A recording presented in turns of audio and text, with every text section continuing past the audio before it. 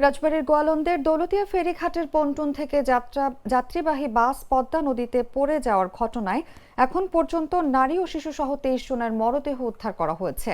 এর মধ্যে 21 জনের মরদেহ শনাক্ত শেষে তাদের পরিবারের কাছে হস্তান্তর করেছে জেলা প্রশাসন। বৃহস্পতিবার সকাল 7:30টার দিকে রাজবাড়ী জেলা প্রশাসন সূত্রে এই তথ্য নিশ্চিত হওয়া গেছে।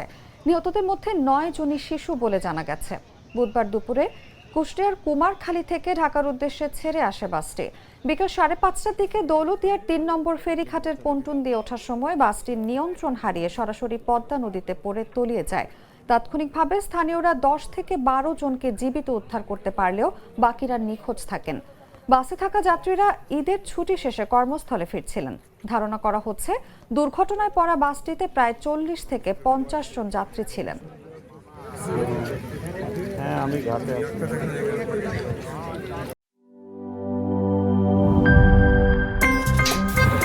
আমার একটা স্মার্ট সিদ্ধান্তে 25% গ্যাসের খরচ কমেছে। ভাবছেন কিভাবে? সাধারণ গ্যাস স্টোভ বদলে আমি এনেছি আরএফএল গ্যাস স্টোভ। এর সাইন্টিফিক নজল ও ব্রাস বার্নার ক্যাপ সমানভাবে তাপ ছড়িয়ে রান্না করে দ্রুত। তাই গ্যাসও বাঁচায় 25%, টাকাও বাঁচে 25%। আরএফএল গ্যাস স্টোভ নিরাপদ ও গ্যাস সাশ্রয়ী।